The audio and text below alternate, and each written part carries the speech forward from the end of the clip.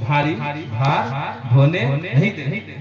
गुरु का काम भारी भारी, गुरु का नाम है भारी। चलिए, तो गुरु तो एक गो गुरु है, लेकिन अब यहाँ कैटेगरी आ गया गुरु पर सदगुरु। तो गुरु यहाँ क्या करते हैं, अब ऐसे विश्लेषण में जाइएगा फिर लंबा हो जाएगा, चलेंगे हम लोग फिर बैठक में ऐसे बात करेंगे।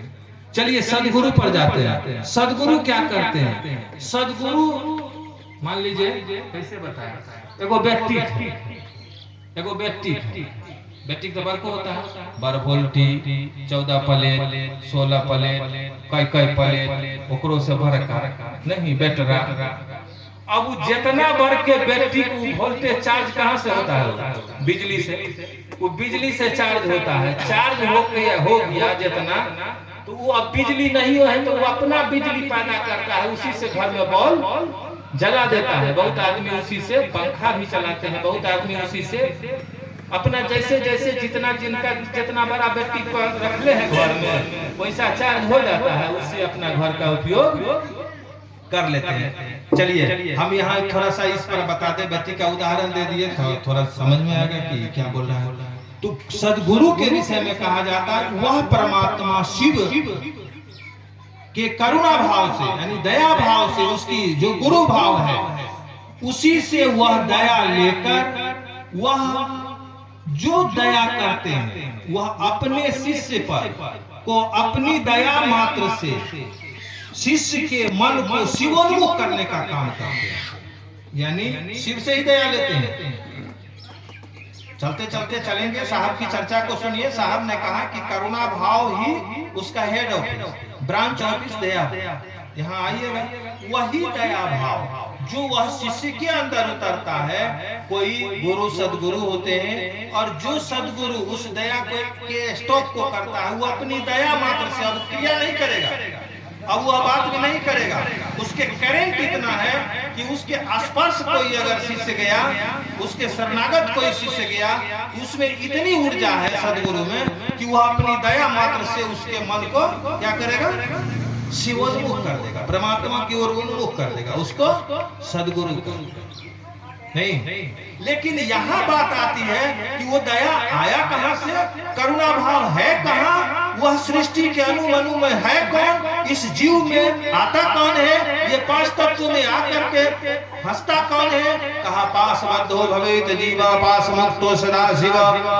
वह जब तक बंधन में है यही जीव है, जिस दिन बंधन से आजाद होता है या हो जाता है शिव। और वही शिव सृष्टि के कण कण में व्याप्त है। कहा वही शिव को कहा गया जगत गुरु, यानी पूरे संसार के गुरु। चूंकि वो शिव जहर पीता है अपने और अमृत बांटने का काम करता है दुनिया में। नहीं, वह शिव अपने लिए फटे हाल वह चिता की भस्म लपेटता है। कहानी भी सुनते हैं, और दुनिया को पीताम्बरी, देवताओं को पीताम्बरी वस्त्र क्या क्या नहीं देते। वह शिव अपने लिए कुछ भोला नहीं रखते, भोला भिखारी है, लेकिन दुनिया के लिए ओढ़र दानी है। उस शिव को शास्त्रों ने कहा जगत गुरु नमस्तुभ्यं शिवाय शिवदाय च योगेंद्राणां च योगेंद्र गुरुनाम गुरुवे नमः। तुम त्रिभुवन गुरु वेद बखाना आन जीव पावर क्या जाना। अरे उस शिव के विषय में क्या क्या नहीं युक्ति लिखा। वो जगत गुरु है, जगत का माने होता है संसार। वो संसार के गुरु के कुर्सी पर बैठे हैं। संसार में जितना गुरु का काम है, जितना डिस्ट्रीब्यूट हो रहा है वह दया वहीं से हो रहा है, वहीं से सारा कुछ है। इसीलिए जब वह शिव के अंदर करुणा भाव है, वह करुणा भाव जैसे जगेगा तो क्या होगा? दया भाव ऑपरेटिव होगी, और यह जीव को पुनः वो वापस करना चाहेगा तो शिव में वापस कर लेगा। इसीलिए मैंने पूर्व में कहा समुद्र चाहे बूंद से मिलना तो तुरंत क्या हो मिलेगा? नहीं मिलेगा। गंगा जी चाहेगा जब हम नल्ला में पानी को अपने मिला ले तो कितना देर लगेगा?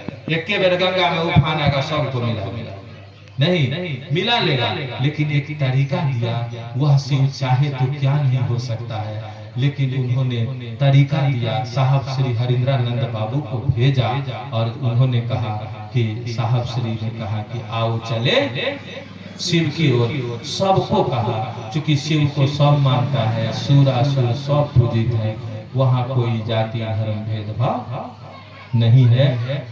अब विशेष सोच लीजिए कि गुरु कौन है, सदगुरु कौन है, जगत गुरु कौन है।